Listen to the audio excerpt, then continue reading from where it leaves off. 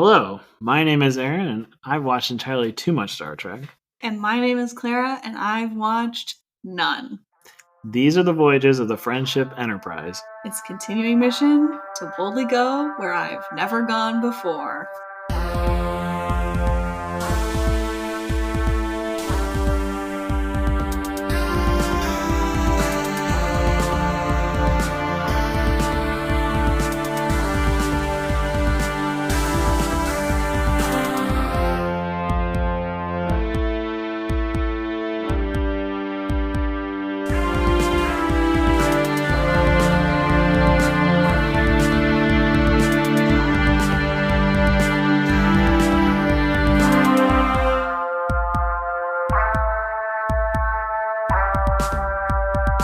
It's a new season. It is. Since the last time we recorded, the seasons have turned. Possibly more than once. I'm kidding. It's only been one time. It's only been that they know of. But we could be lying. We're always lying. That's the secret at the end of the podcast. Well, now you just blew it, so there's no point in us doing this anymore, I guess. Wow. Sorry if you really liked our podcast. Aaron just ruined the whole thing. Just ruined the whole bit for us, And we will shut the book on the Friendship Enterprise. We had a good run, y'all. We did. Right up until the bitter end. Right up until Aaron spoiled our secret. Whoops. Can't trust this guy with anything. That's true. We really can't. What are your favorite things about fall? My favorite things about fall? I like that it gets a little bit cooler. Mm-hmm.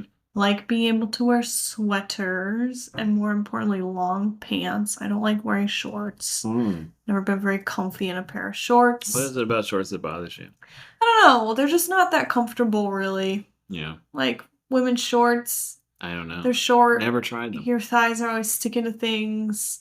If you're like me and you've got a big booty, it's always hanging out there.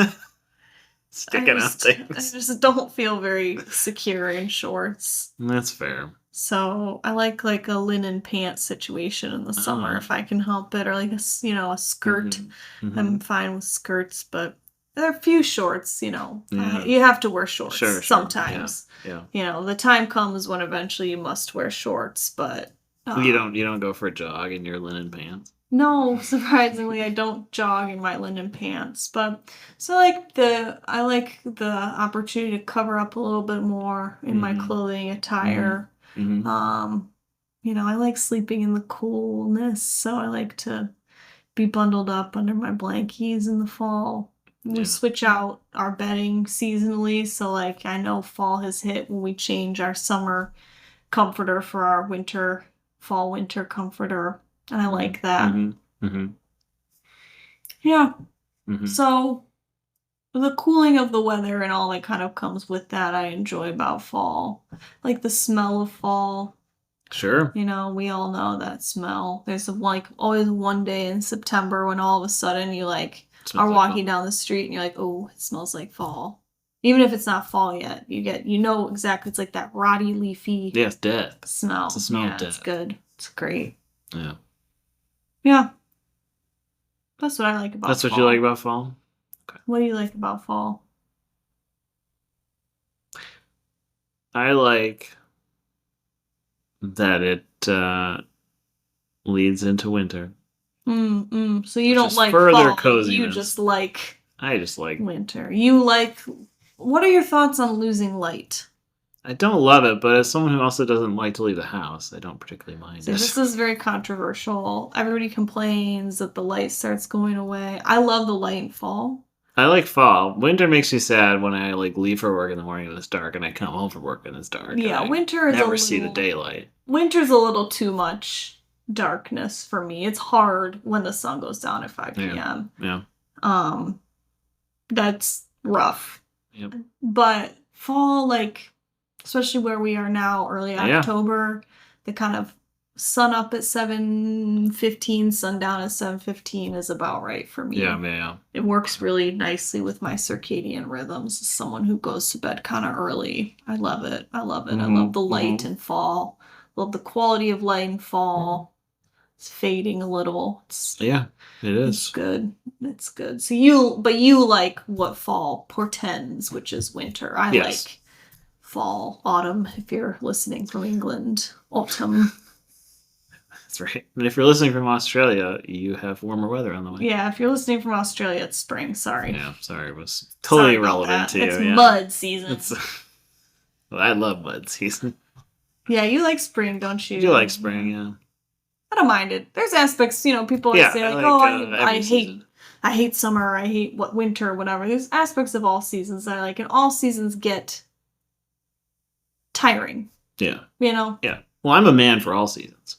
Yeah, just like, I don't know, who's the guy in that movie? I can't remember. Gerard Depardieu. Is it Sidney Poitier? I think it maybe. Wait, is it? No. No, it's older than that. All right, I'm gonna look this up. Well, no, I guess he could have been in it, but I don't think it's him. Why do I think it's him? It's Robert Shaw is in it. Orson Welles is in it. Okay, so like not Paul even... Schofield, Liam McKern, Wendy Hiller, Vanessa Redgrave, Nigel Davenport, John Hurt. It's pretty solid cast. Okay, so not even close to. No, I think I don't know what you're thinking of. In the Heat of the Night, maybe. It's very different than A Man for All Seasons. Isn't that about Thomas More? Yeah. I don't think he's in that. They weren't doing colorblind casting in 1966. I mean, they're still putting people in yellowface in Britain in 1966. So anyway, I there are certain aspects of all seasons that I like. And I get tired of every season as it wanes. By the time fall arrives, I'm sick of summer. By the time summer arrives, I'm sick of spring. Like, every season comes at the perfect time. Because I'm getting real sick of the previous one. Yeah.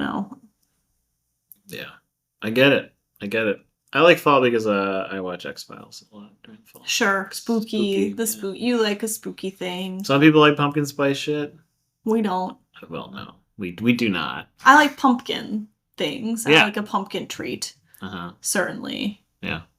Do you like savory pumpkin things? Like if someone made like a pumpkin soup or something like that, would you eat it? Yeah. I'm not so much into that. I realize it's pretty similar to squash, but I'm also like iffy on squash. So. I like a good squash. I would say fall cuisine doesn't appeal to me in terms of like, let's put squash in everything. I don't love that very much.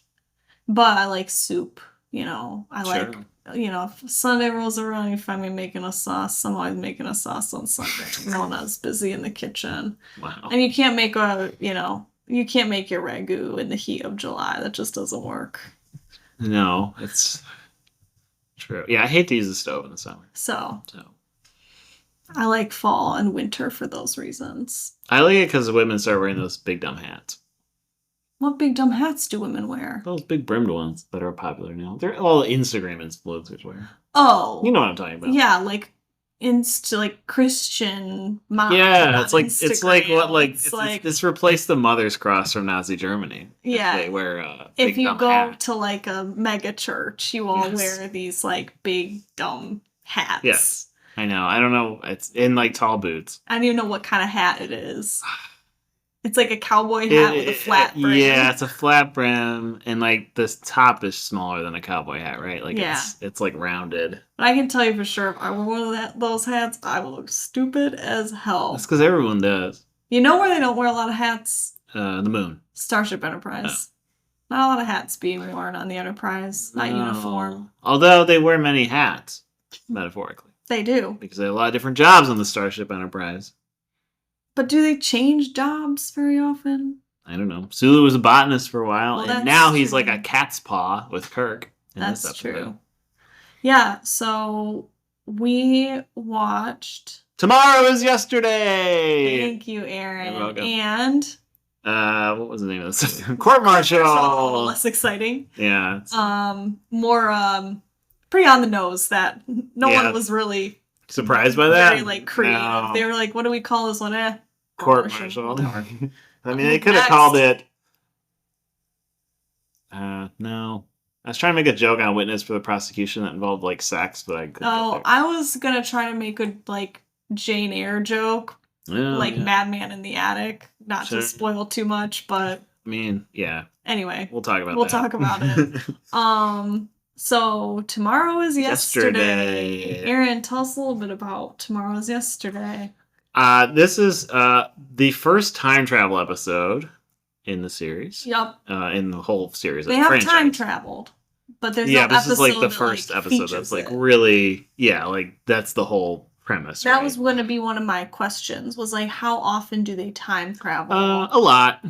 I don't know the exact number of episodes, but it's a series. Like, it happens in multiple series. And I didn't know that they had so much time travel in Star Trek. I didn't realize that was, like, part of... It's usually an accident. The vibe. Like, I thought they were just kind of bopping around in the future doing things. And not going to the past. I didn't realize that was a trope. So. Yeah, it's a recurring plot device. Okay. I mean, it's like classic science fiction thing, right? Go back in time. Shall we visit Trekipedia for the little statement here? Okay, stardate 3113.2. The Enterprise is thrown back to 20th century Earth. After an encounter with the gravitational forces of a black star, the Enterprise is hurled backward in time to the 20th century. Flying over Nebraska, I didn't know we were in the movie or in the show. I did. Okay. I just, flyover country's all the same to me. Flying over Nebraska. You live in a flyover state. Get out of here. We live on America's North Coast, excuse me.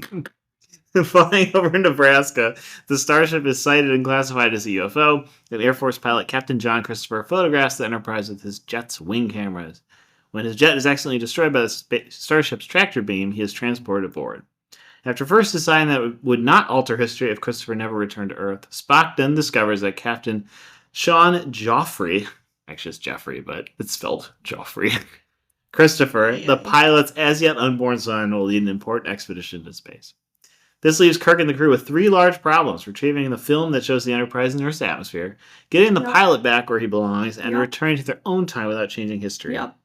After Sulu, Kirk, and Spock surreptitiously obtain the film, Scotty duplicates the slingshot effect responsible for their temporal displacement. Christopher is returned to his jet, and the Enterprise returns home. That was a very thorough summary. It was. Trekipedia is great, man. This is the power of nerds. Oh, God bless them. I mean, it looks like... what I love about this website is in a lot of ways it looks like a website from the early 2000s still. That's great. I miss 2000s web, but that's a You miss Homestar Runner? I just miss, like, the look of, Aaron misses Homestar Runner. Oh, my God. No, I don't. What was Homestar Runner? You never went on Homestar Runner? Mm-mm. Oh, well. I was a good little boy. I can't really explain it. Yeah, okay. It was like E-Bombs World? I don't know. I mean, I didn't go on Homestar Runner a lot. It was just like an early website. And, like, it was called homestarrunner.com, and it was like a little animated cartoon.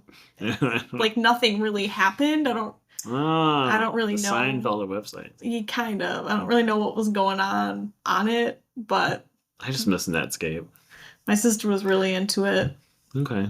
Anyway. Yeah. Anyway, tomorrow's Enterprise, or tomorrow's yesterday. Yep. What day did this premiere? This premiered on January 26, 1967. So this is season 1, episode 19, production number 21. Okay. I have a fun fact about this episode. What is it? This is the first episode written by a woman. Yeah. Who is that woman? She goes by initials. Yes. DC Fontana. DC Fontana. Yeah, she's actually a pretty big deal in the Star Trek universe. She wrote a lot of episodes of the original series, and she actually wrote some for the Next Generation, so she comes around again. I have a really weird question. Yeah. What does DC stand for? District of Columbia Fontana. Very cool. No, that was not my question. This is like really off the wall. I don't know that you'll know this. Oh boy. But I had this thought because I've watched a lot of Doctor Who. Not a lot of Star Trek, but I've watched so much Doctor Who in my short life. Doctor Whom. Yes. His evil twin, Doctor Whom. There's the episode of Doctor Who where he goes to Mars. Yeah. And he comes back from Mars and he is like saved a few people. It's the water of Mars? Uh-huh. Yeah, okay. That they're supposed to die. Yeah. He saves them. Yeah.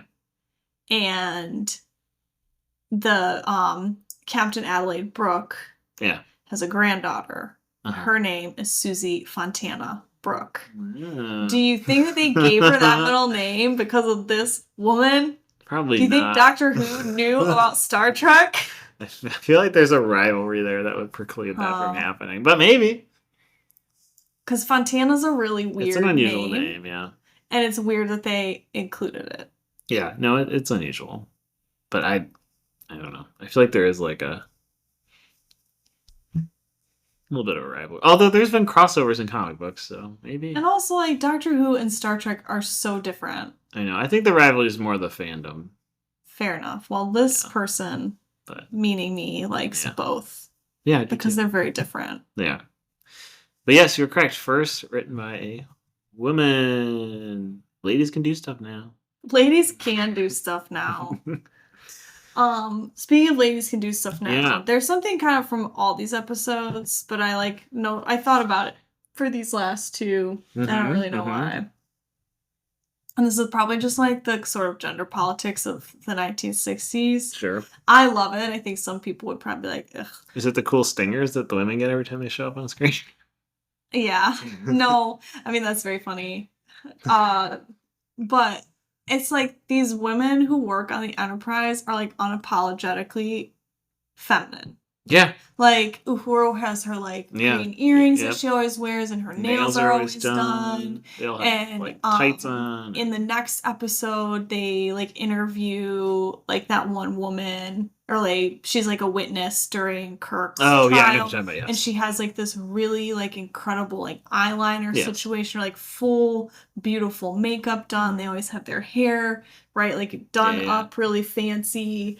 And, like, I love it. I think it's really great. Yeah. Like, now, right, now they all have to look like G.I. Jane. Yeah, no, I'm just kidding. Well, I was gonna say, that's like the reactionary I haven't watched, like, any new Star Trek, but I have to assume that, like, maybe, like, there's more of a mix, I would say. There's more of a mix, or, like, their uniforms are probably a little more, like, I would say, like, unisex. Yeah, for the most. Right, there's, like, not as much. Yeah, well, there's definitely not, like, the skirts. Like, the skirt thing goes away. Right, and that's very 60s, and that's fine, but, like... Yeah, I love it for this, because it's very fun, but, like, I don't know, I just like that, like, all these ladies are, like... Yeah. Like, they're badasses at their jobs, but, like, they're also, like... Yeah.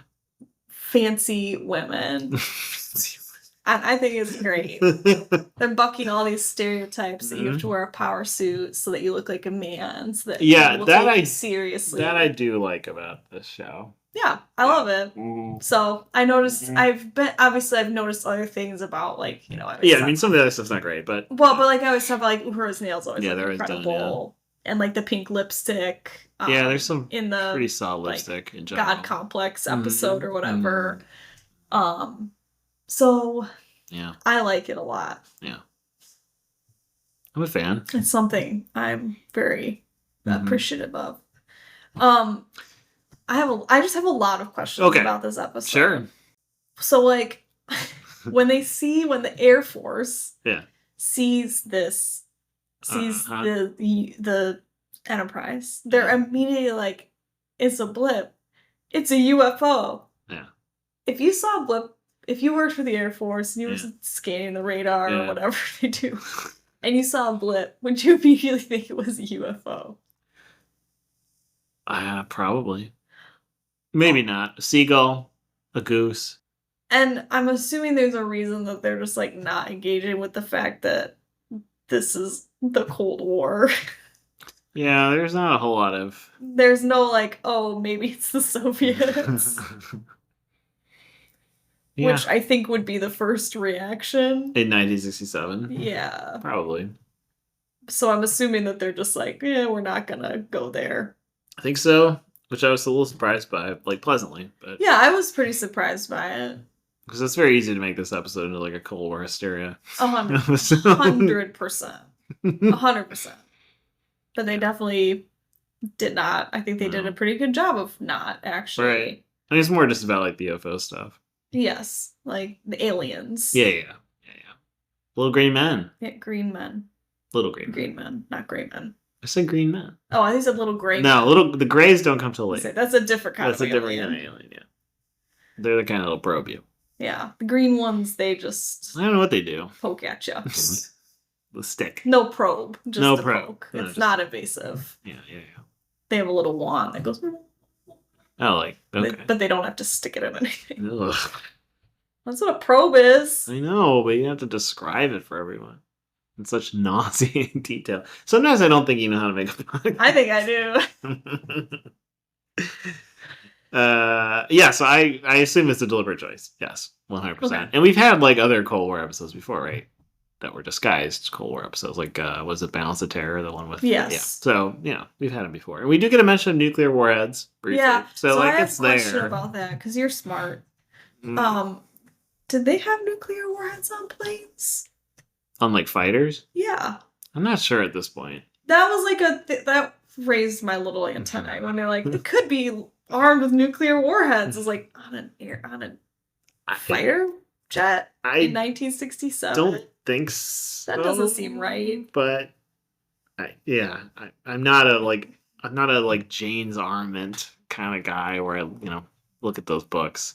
Fair enough. I just thought maybe. I kind of suspect it's not accurate. And like this is set a few years in the future of what was the contemporary present, so I think they're playing loose with a few things here. Because we get this radio message about the moonshot that's coming up with the first crew of 3 astronauts. Yeah. And all we get then is them saying it happened. I mean, we must be in the late 1960s. So they're like kind of playing loose with the timeline here. But I mean, there's only like a few years span of that. Fair enough. Yeah. So I don't know. I kind of think, that one sounded strange to me too. But like, I think it's just a way to... Maybe they don't know exactly. They just know that planes back then had nukes on them. Yeah, maybe. They seem a little fuzzy on the history at certain points. I was going to say, I mean, that comes from Spock, so he might not know. True. I have another question. You're full of questions. I have a lot of questions in this episode. Okay. So they talk about a black star. Yeah. Is this a black hole? That is a good question. I wondered about that. Okay. See? I have questions, but they're pertinent. I guess, unless it's supposed to, because like it's not a white dwarf. No, I don't know what a black star is. Oh, I guess it is a real thing. But is it dense? It is, this is a gravitational object composed of matter, theoretical alternative to black hole concept. Blah, blah, blah. Black star does not require an event horizon. Maybe a transitional phase between a collapsing star and a singularity. Gotcha. Okay. Yeah, I'm not going to keep going because it gets crazier and crazier to read on. But yeah, so I guess it is a real thing. I don't know, like... Timey-wimey. Don't cross over, Aaron. Sorry. The fandom will come for you. Do they know a lot about black holes at this point in history? I mean, I think they knew some things because, like, that's partly from Einstein, right? Yeah. So I think, I mean, it would have been fairly new. Okay. I mean, I don't know when, like, a black hole. Yeah. The whole time travel thing is like, it's fun, but as this, I would say the time travel stuff as a modern viewer is like, get your shit together. It's the first time I've ever been like, this show is old. Because, like, they have no, like, they are just, like, making shit up about time. Yeah. Like, I mean, we all are. I was gonna say, like, Doctor Who does that, too. Right, and you roll your eyes. Yeah. But Doctor Who is kind of, like, funny because it's, like, Doctor Who when he travels in a little box and, like, he doesn't have to have a, like... they don't have to come up with a physics reason for why he's traveling in time, and they had to come up with a like theoretical physics reason for how they slingshotted back in time. Is it the worst? No, but it's also like now in 2025, you know that they would get some like theoretical physicists to like nerd it up how that could actually possibly happen, and in 1967 or whatever, they were like, yeah, you just slingshot around a thing and you get zonked back to the future or back to the past. That's where tomorrow is yesterday. So that was like the only time I've been like, this show's aging itself because they just didn't. Yeah. I like it. I find it annoying. I find it annoying because I find it really confusing. Oh my god. You're not confused when they're like I just go for the ride. Just gotta go for the ride. I try to go for the ride, but I get really confused when they're like, we're gonna slingshot around the sun, and then we're gonna start just going, believe it. and then we're gonna start going backwards in time, but then we're gonna start moving forwards in time really fast. Yeah. And that's just gonna solve all our problems. Sure. I mean, they only got 50 minutes, homie. Only have 50 minutes. To do what? Why? Why do they only have 15 minutes? 50 minutes for the show. So? Have a less complicated way to get back to the future than... Well, I don't know. I was annoyed by their slingshot around the sun, and then we're gonna go back in time, drop off these two guys, and then move forward in time to where we need to be. Yeah. Okay. I'm not saying it's perfect. I don't know. You just have to suspend the disbelief. I'm allowed to hate some things about the show, and this I hated. I can suspend a lot of disbelief, and I usually do when it comes to time travel, but this was just like, what the fuck is happening?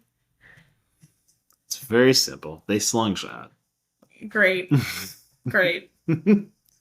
So, during the, like, I guess, chase when Lieutenant, Captain, whatever, Christopher. Oh, yeah, it's Captain Christopher, yeah. Air Force pilot is, like, trying to chase the Enterprise, and the Enterprise is sluggish because it's been slingshot.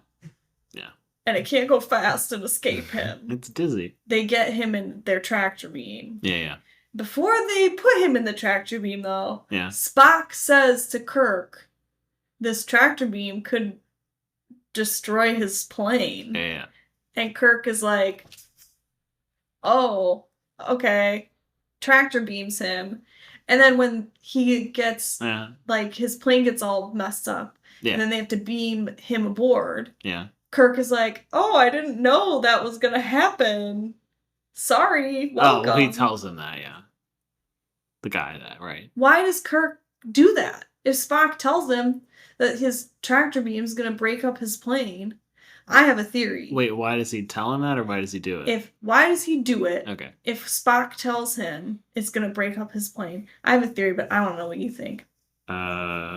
Because the alternative is to, like, blow him up? Maybe? I don't know. They've been slingshot. Their brains are scrambled. Great excuse. I think... What is your theory about it? I think Kirk wanted this guy on board. Why? Because he seems to really relish, like, being able to, like, show him around and be this, like, benevolent, like, look at my ship. You're welcome to be here. Blah, blah, blah. It's the future. Etc., etc. Like, he seems to really enjoy it. Yeah. Until Spock is like, he can't stay. Yeah. Like, Kirk doesn't seem to understand the consequences of his actions. Another reason why I don't like Kirk. And then he seems to just, like, really relish being able to, be like, look at this is my spaceship from the future. Yeah. It's cool as hell. I mean, wouldn't you want to show off your super cool spaceship? Not to someone from the past. I've seen enough time travel to know that you can't just suck somebody from the past into something from the future. That's not allowed. That's true. Fundamental rule. That's true. So you think he just wanted to bring this guy on board to show around his ship? Yeah. Because he's really delighting in it. Well, I mean, if your only other company was Bones and Spock, you might want someone to show off to. He likes his friend Bones. I know, but you can't show off your ship to your friend. Fair enough, but he should make a friend in his own time. I mean, he makes friends. There's ladies. I was say, why does he show these ladies around the ship? I think he does. Not with the same relish he shows this guy around the ship. It's a much quicker tour. Does Captain Christopher ever appear in any of this fanfic? Maybe, I don't know. I've not read it. Probably. Yeah, probably. I mean... But yeah, he seems to delight in having May-December this guy on board. Yeah. And then Spock is like, no, you made a big boo-boo. Yeah. But then Spock makes a big boo-boo because he tells him you're worthless. You have no impact on history. Spock just calls him like he sees them. I respect it. Oh gosh, like Kirk gives this look. He's just like, we've checked the computers, and Captain Christopher has left no historical record behind. The sexy computers. Yeah, can we talk about the sexy? There's like so many things on this episode I want to talk about. Yeah. Okay. The cold open rules. I just want to say the way the episode opens is great. I think. What, that they're just like, there's a U.S. Yeah, and then it like cuts to the Enterprise, and then it cut like it's real quick. It's like 20 seconds. It's perfect. Just get it in there and get it done. Great. Okay. Sorry, I don't know. It did not make an impression on me. I'm glad it made an impression on you. Oh my god. There's a sexy computer, but there's also like when Captain Christopher is walking around, a female crewman walks by and he goes, "Oh, woman!" Yep. And there's this like music sting. Yeah, and Kirk goes, "A crewman." Yep. It was fun. I like that. That was good. And the sexy computer thing is wild. The sexy computer thing is so go funny. to this planet of women, I guess. Yep. Who are also like repair people, Yep. so it's repair women. Yep. Women can repair things too. I know. I'm telling you, it's like Uptown Girl music video, but with women. I used to go to a car. I used to go to a like mechanic. All women. Oh. When I lived in Minnesota, and it was called Janet and Her Mechanics. Were they all women? And they were all women, but like the woman who owned it, it was like her who ran the show. And... Did you go, "A woman," and then a music cue played, and then someone else said, "A mechanic"? No. Oh. No, I didn't. She used to give me a lot of like car maintenance for free though. She was so nice. I think she felt bad for me because I was a sad college student living by myself. And was this the car that the fuel gauge didn't work? Yeah. Yeah. And I think she was like, if I were your parent, I would want your car to be safe too. So she gave me like a new battery and only charged me for the battery. Wow. So sisters.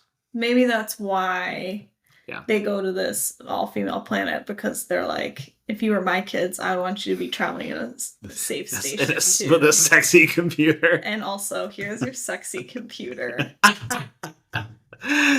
Yeah, so the computer voice is the same, but it's sexified. Yes, and it's so funny because like Spock's explanation of it is like they wanted to give it a personality. Yes. And then he says female, of course. And now this is the kind of other swing of the pendulum of the gender politics. Is that the only possible female personality is this like simpering hooker dear.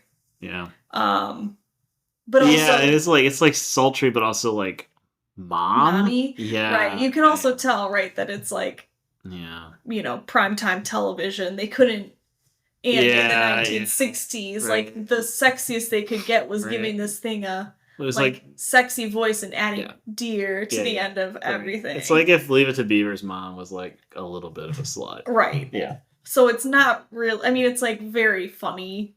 Yes. But it's also like not that sexy. It's not. No. She's like she's just like that would have been very funny. But my favorite thing about the sexy computer is like it just exists. Yeah. Like, there's no. It has no bearing. No. And I wonder, because this episode was written by a woman, if like this was like her funny little stamp on the episode. I don't know. Yeah, because it's a weird detail. It's so weird. That it doesn't even serve a plot purpose. No, none. Except for like Captain Christopher to be like, "Oh, the future's weird." Yeah, the future's sexy. Yeah. Well, now we know why he has a son, because he heard that sexy computer. And he had back. to go home and yeah, mm-hmm. Really got him going. Although he actually forgot about all that. Yes, he did. It's a weird detail. I kind of like it though. I do too. I think it's really funny. It's so bizarre. It's one of my obsessions for this episode. Was the sexy computer? Sexy computer. Yeah, it's up. Yeah, it's up there for me. I thought that was pretty good. I don't know. What else? You said you had other things about this episode you wanted to talk about. We learned some like random details that I guess are interesting. Like what? Like Captain Christopher comments on the ship, and Kirk says there's only 12 of them. Like, I guess it's something it must take a lot to build something that's big, or I forget what he says. A ship like this.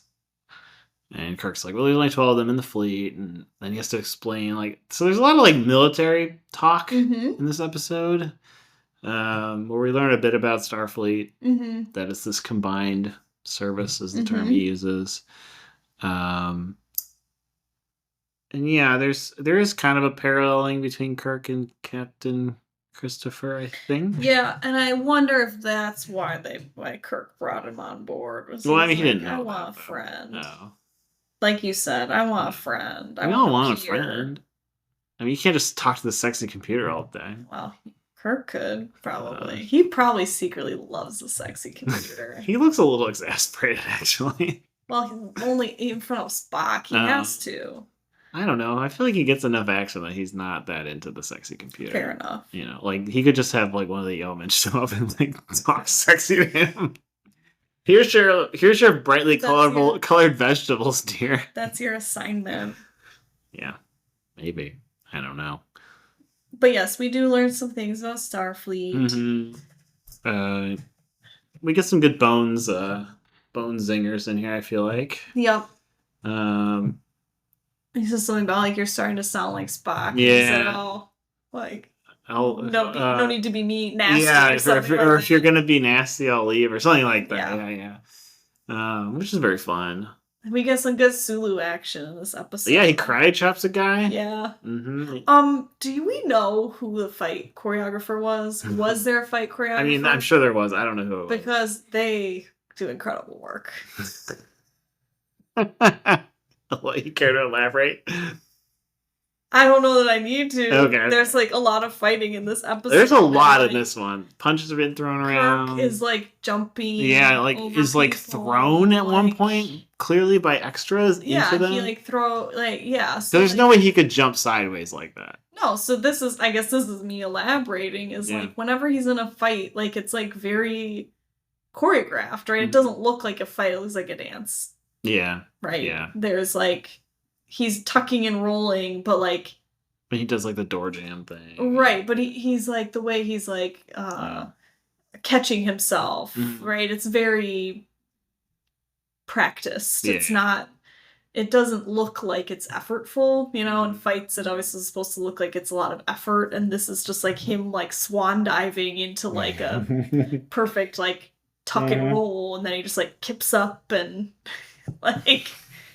punches a guy who then, like, passes out from one sucker punch. Glass jaw, man. Glass jaw. We've seen it before. I love how he punches a couple guys and they, like, twitch, like they've been, like, stabbed or strangled, and they're like, the oxygen is leaving their bloodstreams. Like, I think when you get knocked out cold, you just go down like a sack of bricks. Yeah. I don't think you twitch around. I think that's kind of one of the main differences. Unless you're seriously concussed. I love to know that gaslighting in the future is super obvious. I don't know if that's progress or not, but there's a part where Sulu and Kirk gaslight the one guy as he's, like, listening to their transporter. And they're like... their, like, communicator, and it's beeping. And he's like, what is that? And they're like, I don't hear anything. I actually love this scene. And then like, he asks Sulu, and Sulu's like, I don't hear anything either. And then he gets beamed up to the ship and, like, does his best living statue Yes. impersonation. Doesn't move, and then wants chicken soup. Yeah, he gets his chicken soup. And he has the meatiest fucking hands I've ever seen on a TV show. Seriously. He dips his finger into the soup bowl, and, like, you can tell his nails are dirty. It's nasty. Yeah. Who is this and he's guy? like, it tastes like chicken. They got this guy off the street. There's a lot of, like, meaty looking dudes in this. Yeah. Like, 50s, 60s B movies were big on just, like, slabby looking guys. And there's a bunch of them in this episode. And I don't know where they came from. I'm assuming, like, Wisconsin. They came from the Army. Yeah. Or the Air Force. I don't know. They all have short pants. They all have short pants tucked in their little boots. But yeah, every guy in here just has, like, a slab of meat for a face. It's wild. And actually, it's kind of true the next episode, too. But this one is especially noticeable because he's punching all of them in their meaty faces. Yes. Yeah. Actually, Christopher's the least, like, meaty. Like, he looks like a pilot. Looks like a normal person. Yeah. Mm-hmm. Yeah, there's some good fights. Yeah. Some good stock footage. That I like. Yup, good stock footage of planes. No tigers this time. No, no The tigers. planes on a chain. I liked. Well, I do like to imagine like even like the footage is remastered of the Enterprise, but like when they're doing like the I shots should of have like watched the shots of like the Enterprise as it's like flying yeah across the the sky. Like I yeah. just imagine like a little model on a stick, and they're just like moving it in front of like a blue background.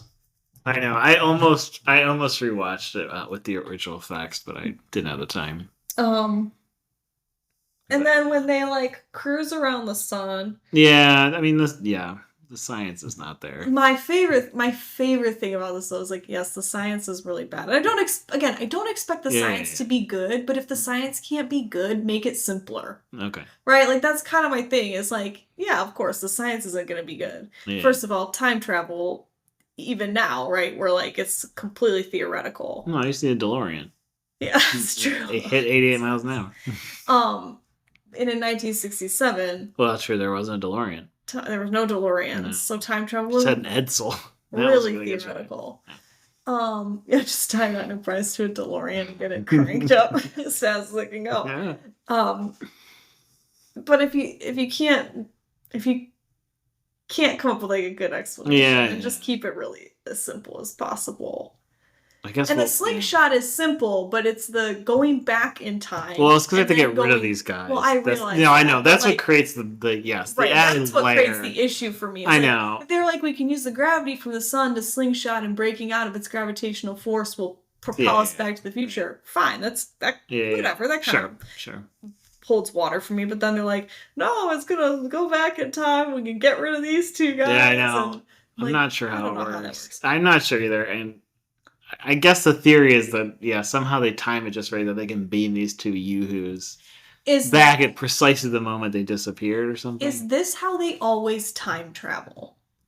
What do you mean by like you said they time travel? Is this method like this slingshotting method how they always time travel? Not always, because like I said, sometimes it's accidental. But yeah, I mean they use this method at other times, yeah. Just because it's like the solution that the show then runs with. Like Star Trek 4, they use it in the movie. Okay. So, yeah, I mean, it sticks around for a while. But there are other ways that they will in future series that are like, there's like wormholes and stuff. Sure. Yeah, so it changes. But for I think for the next, whatever the next few we'll see, it'll probably be the same, yeah. My favorite thing, though, about the whole time travel thing is that, like, they're like, oh, Scotty, like, we're gonna have to break, and it could be rough on the ship. And he's like, oh, no, Weedle can't handle it. He's over there jiggling that electric. She can, like, she'll do great, blah, blah, blah. And then when they do have to break, it's like, oh, no, it's not working. I'm like, he was so confident that it was just gonna be no big deal. Everything's gonna be fine. And then it was like... Well, they gotta amp up the drama, Yeah.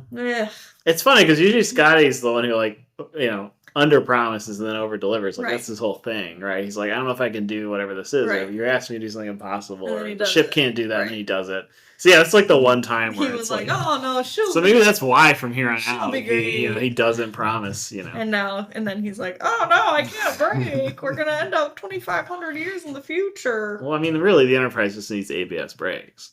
It's true. That's the issue. Yeah, so they don't skid. Mm-hmm. On the ice of time. Nice. The Ice of Time sounds like a cool sci-fi book series. Yeah. Like a young adult one. Yeah. I don't know what the Ice of Time would be. Oh, well, maybe it's about a hockey team that time travels. The Mighty Ducks time travel. Yeah, kind of that vibe. The Ice of Time. They time travel and they play great hockey teams from the past. The past. Mm-hmm. Mm-hmm.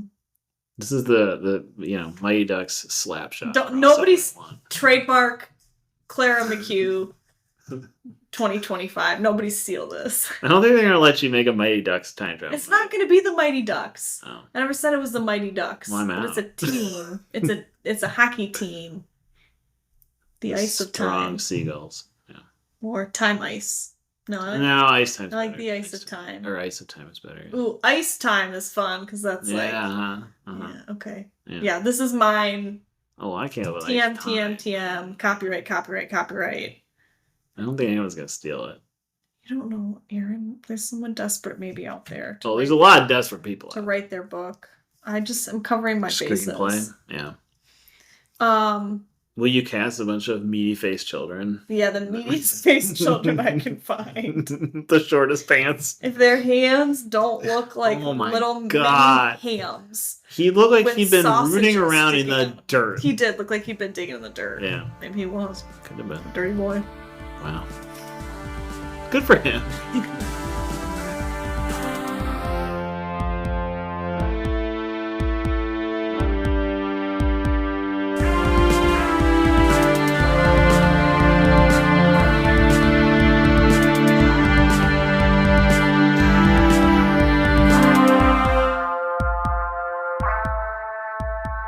How do you feel about court martial?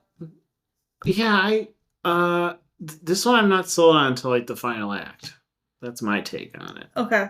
Tell us about it. Okay. Well, I gotta go to Trackopedia. Yeah, go to Trackopedia and tell me about it.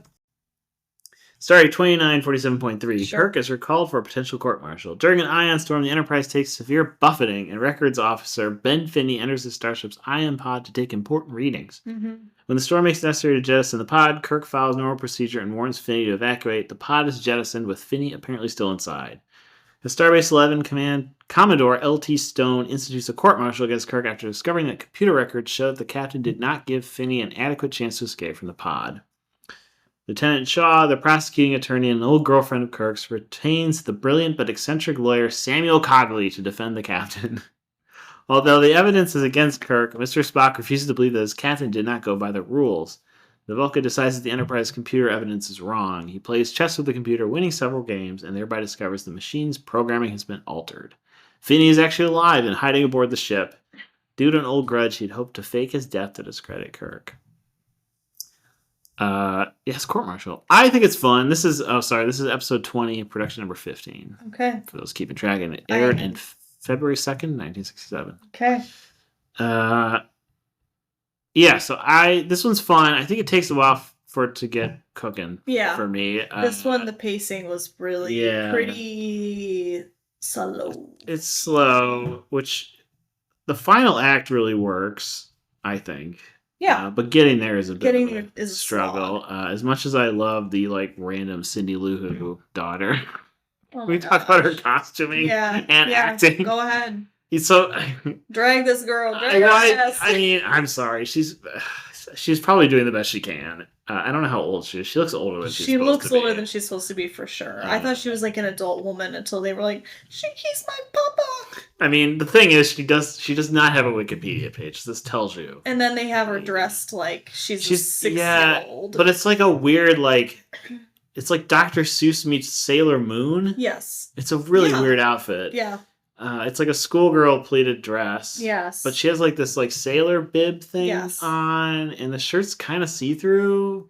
Yes. So then she has this other top under strappy thing. It's a really weird melange. Is there a bow on the front too? I think so. And the skirt is not pleated. It's strips. Yeah, it's strips. They look like pleats at first, but they're almost those Roman gladiator pants. Yeah. And she has leggings on too that are blue sparkly. This whole thing is blue and white sparkles. It's it's Sailor Moon meets Little Debbie. Yeah. It's really bizarre. No, not Little Debbie. Little Debbie just wears a. Well, she's that oh, does she have that bib thing though? No, Little Debbie doesn't have a bib. Maybe I'm thinking of the Wendy's. Yeah, you're thinking of Wendy's girl. I was like, as someone who has a Little Debbie for Halloween, I can confirm she does not have a bib. Apologies to all the Little Debbie wears a straw hat and a blue plaid shirt or dress, depending. You don't really ever see Little Debbie from the neck down, but yeah, I mean she could be a mermaid. It's true. Yeah, or she could look like Ursula from. It's true. Which would be actually really fucking cool. That'd be cool. Yeah. Anyway, Jamie Finney is the character name. Yep. The actress is, I feel like I should not say her name to protect the innocent, but it's Alice Rawlings, and she has no Wikipedia presence. She looks too old for this role. Yep. She's really she's going for it. She is the female equivalent of the 35-year-old guy that they cast as a kid. Yeah, it's all those high schoolers in 50s movies, right? But she's just really overwrought. Yeah. Really overwrought acting. But So she's the daughter.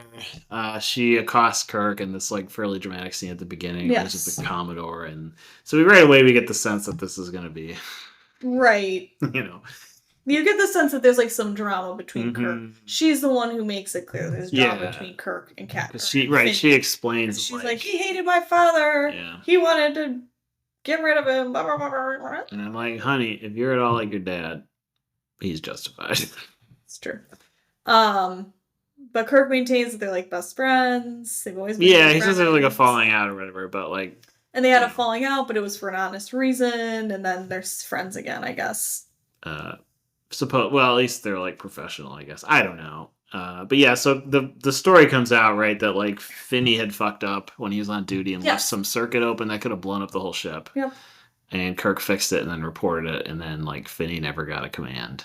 Well, because of it. And honestly, as we see him later, it's a good thing. Yeah, know how to do your job. Yeah. And then like so Kirk like signs his affidavit, he signs his statement or whatever, and then immediately after he signs it, they're like, "Oh, the computer actually said that you didn't give Finney enough time to get out of his pod." I have a question. What's an ion storm? Do these come up a lot? Yeah, it's one of those like space things. Okay. That just sort of happens. Okay. Yeah, I don't know. Okay. I don't know how to explain it. That's Electrical storm in space, I guess. Okay, fair. Yeah. They're dangerous. And then like the episode really starts to just sort of like drag along for me. Yeah, it takes a while because there's a lot of setup, right? We have to meet all these people because it's we have all these extras. We have the attorney guy. Yep. Who is Samuel T. Cogley. Who I freaking love. He's so good. I'm obsessed with him. He's like kind of like an old country lawyer transported into space. And he has this fun like space suit. Like, yeah, it's like a space cardigan. Futuristic suit. Yeah. It's very cool. And he like even has like a fake watch chain. Yep. Yeah. It's like very like country lawyer.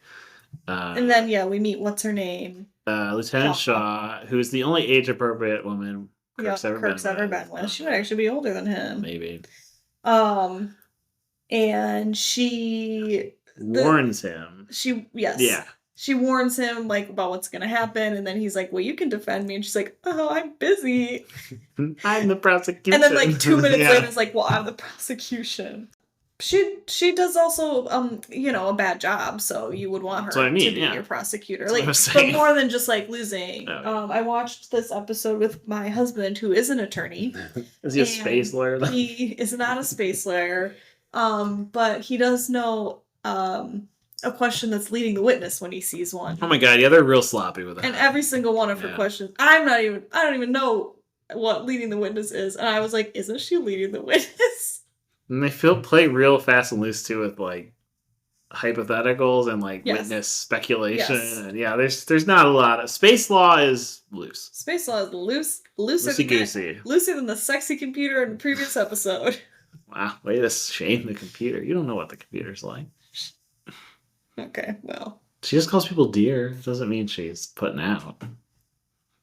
Loose doesn't necessarily mean putting out. That's true. It could be a number of things. Yeah, it's true. Anyway. And then I didn't understand why Cogley never cross-examined any of the witnesses. It's a strategy. But I don't get it. Do you understand it? No. But he makes it seem like it's a really smart strategy. Yeah, but then it's not, right? Like it totally it doesn't. It's not like I don't know what he was well, I guess like they don't know about the video evidence. So what happens then is like we didn't talk about this, but there's like video evidence that they obtain, which again, why wasn't this submitted during discovery? Well, there is no discovery, I guess. I don't know. There's this video evidence that comes to light that shows Kirk hitting the eject button before, because the whole kind of balance of this weighs on there's code yellow, and then code red. Yellow alert, red alert, red alert, yellow alert, red alert, and then eject, and they're just like conveniently on the like arm of his helm's chair, his captain's chair. I mean, I love that. I want to be captain if he can like do shit like that. Yeah. And the whole time, Kirk maintains that he went from code. Yeah. Like they're in the middle of this emergency. To red, and then when he went to red, he warns Finney, you need to get out of the pod. and then has to eject the pod. Because if he went from code red to ejecting the pod, that's fine. But if he goes from code yellow to ejecting the pod, that's bad. The computer footage shows that he goes from code yellow to eject, and he skips over red. And you're like, well, that's pretty damning. Yeah, including, that's what Kagu said, right? He's like, I didn't know about this. Yes. So then Kagu's like, well, my strategy should not questioning got torpedoed, anyone. Didn't really work. No.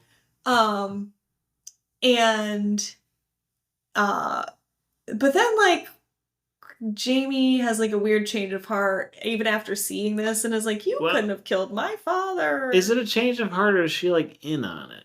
I don't know. Because I wasn't sure if it was, like, a guilt thing.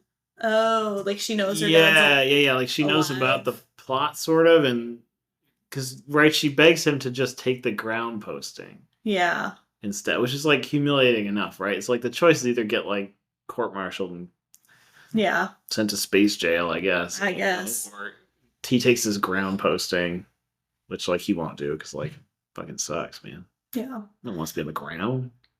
Nothing to do. It's true. I have nothing to do on the ground. I don't have anything to do on the ground. That guy who had dirt in his fingernails. He was on the ground. Look, yeah, he was grubbing around. He's got a lot to do down there. Looking at worms and stuff. But yeah, I mean, I don't know. I think it's not clear. Yeah, she has a change of heart, but, like, it seems like because Cogley seems to find it sus, right? Yeah. So that's why I thought maybe we're supposed to believe that, like, she knows more than sure she's saying. But neither of them have figured out, like, the actual plot thing yet. Yeah, the actual situation. No, like our little summary said, Spock figures that out. Yeah, he plays chess against the computer. By playing chess against the computer. What are your? I mean, like, so you like the ending? Yeah, I think the twist is actually good. Like, it's a neat little, like, twist that he's still on the ship, like, creeping around. Yeah, that's fun. Like, yeah, I think it's very cool. I didn't see it coming. I had forgotten how this one ended. For as weird as this episode is paced, and I don't even know if it's, like, weird pacing or if it's more just, like... It just sags in the middle, I think. Right, because, like, you know that Kirk's gonna, like, get let off, right? He's not gonna actually be court-martialed, but you... The fun part is the process, right? Like, that's how all these go. Right, and you have no idea how he's gonna get let off the hook. But, like, they don't ramp up to that in any significant way. They're just like, oh, here's more evidence as to why he might not be. Yeah. Until the very end when they're like, Spock's like, I think Finney's still on board the ship. Yeah. Reprogram the computer. Yeah, they didn't do enough with the two attorneys, I think, is the issue. Yeah.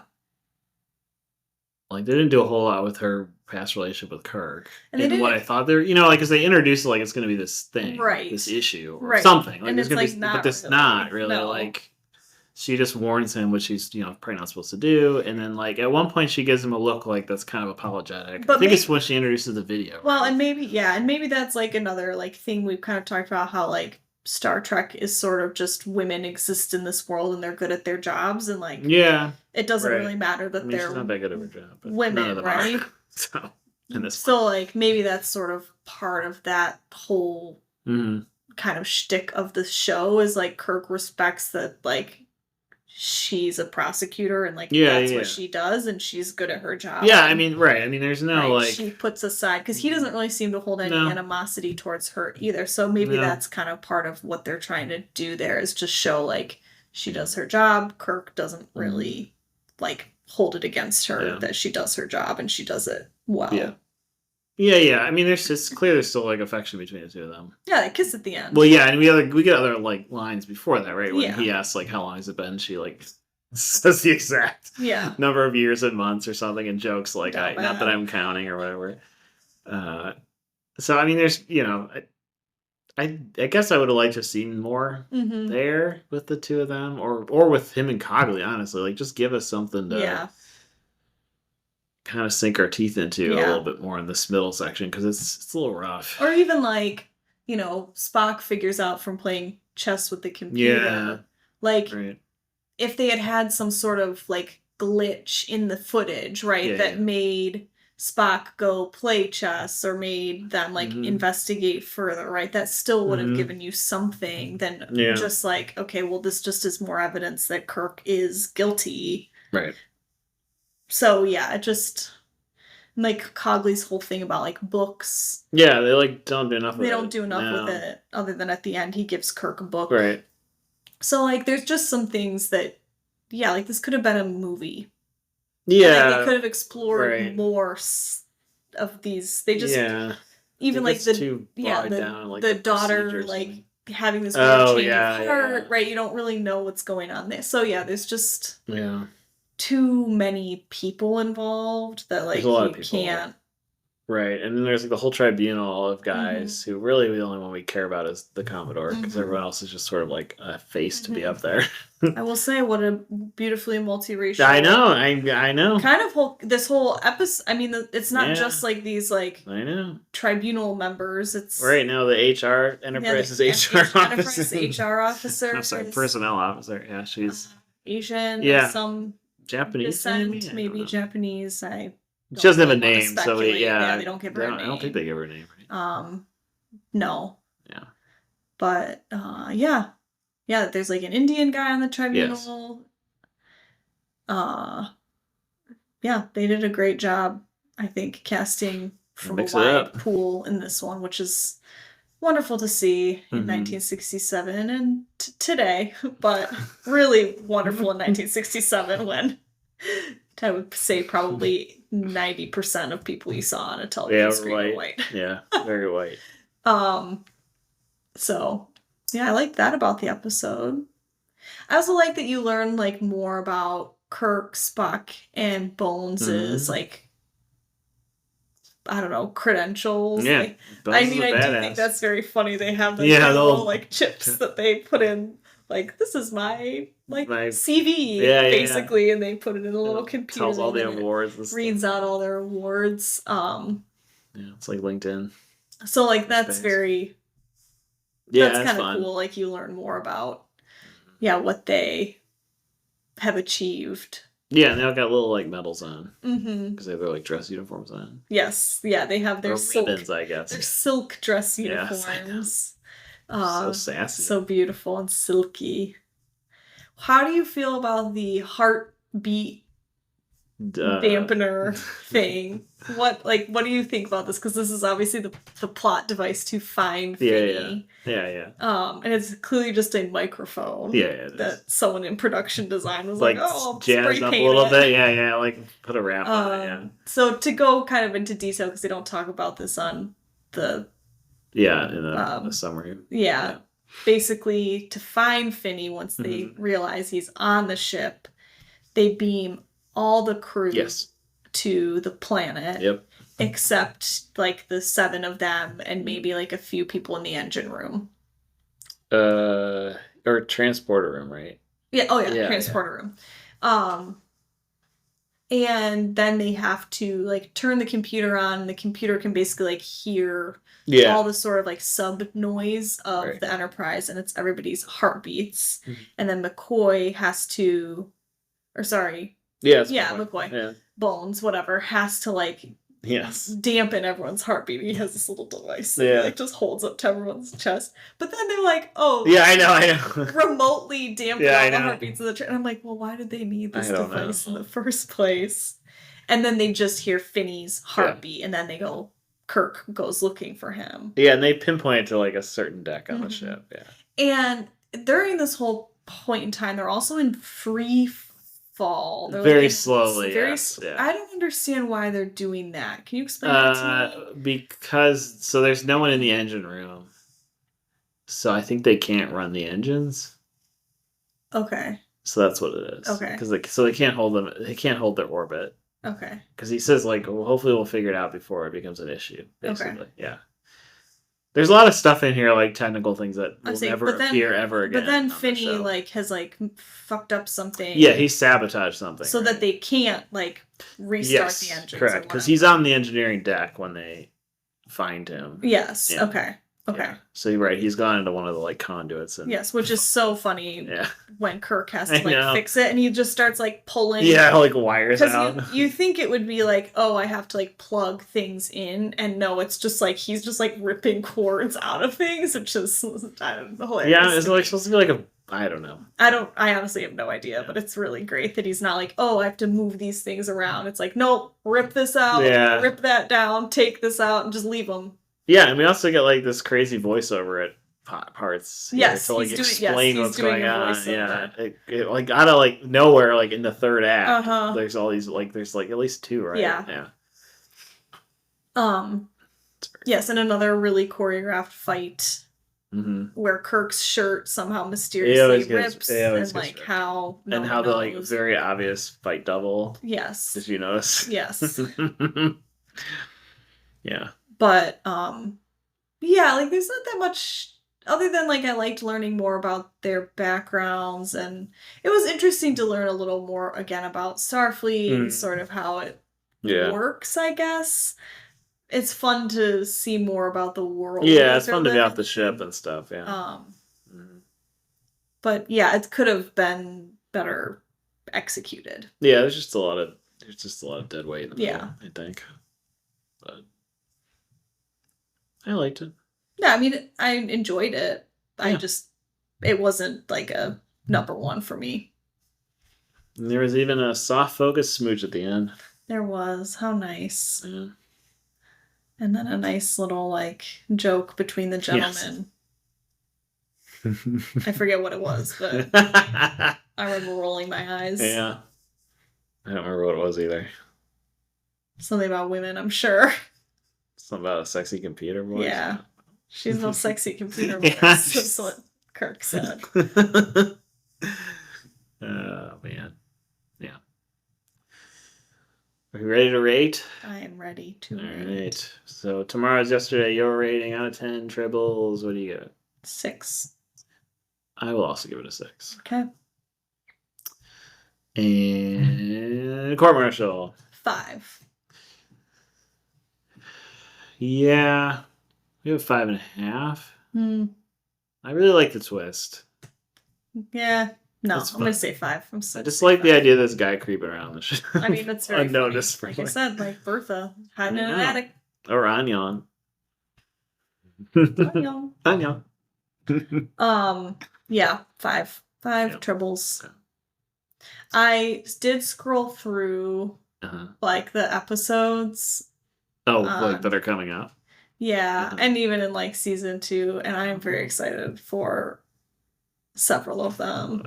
Such as? Well, there's the one where like the still image from the episode is Spock wearing this really funny bucket hat. Oh. Okay. I think I know which one that is. That one I can't wait for. Because he has to hide his ears, I'm assuming. Yes. Yeah. And it's just a really funny hat. And I forget, there's like a few other ones, but that one really stuck out to me. Are you looking at it? No, I think I know which one you're talking about. If you like, I'll look at that. Yeah. No, I do think I know what you're talking about. So yeah, I'm pretty excited for what's to come. Yeah, we have the Return of the Archons and Space Seed up next. Space Seed is an all-timer. Okay. I think Return of the Archons, if I remember right, is also fun. But yeah, Space Seed is like a big one for the lore. Ooh, okay. I'll keep my eye out for lore. I mean, it's like hard to miss. You'll see when we get there. I don't want to say anything, but okay, no spoilers. So TM. But yeah, we're gonna be back to that backlot from the one with the kids again. Oh yes. I only know that because I saw like the first 10 seconds of. Yes, okay, yeah, it's the same background with like Gone with the Wind and shit. Yes. Yeah. So fun. Can't wait. Fun. Well, I can't wait to talk about it with you. Oh, that's nice. I take back what I said about you not knowing how to do it. Oh, well, I'm going to cut that out anyway.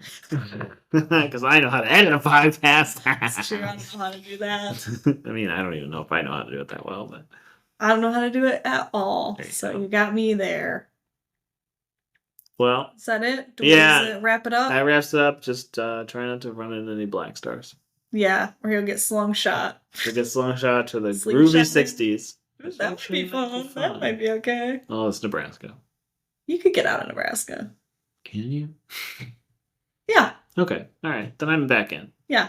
Well, they had cars in the 60s. You could get out of Nebraska.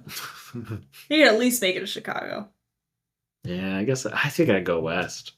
In the 60s? Well, in that case. Gotta go to San Fran or something. Dennis Leary and all that crazy shit going on up there. Las Vegas. True, 60s Vegas would be fun. Talk about sleaze. Yeah. But like vintage sleaze. Sleaze. Could develop a smoking habit. A lot of crushed velvet. A lot of crushed velvet. A lot of fan dancers, I imagine. A lot of cigarettes. A lot of cigarette smoke. Yeah, everything's gonna smell like an ashtray. Yep. In all of Las Vegas, including you. But if everyone smells like it, you're not gonna notice. Nose blind. It's your nose blind. Be happy. Yeah. Anyway, maybe take a slingshot back to the 60s. Yeah. And if you do, go to Las Vegas. And if you do, write us a letter to be delivered in 2025. And telling us about how good the cigarettes were. Yeah. Unfiltered cigarettes in Las Vegas in 1967. And on that note, until next time, beam me up.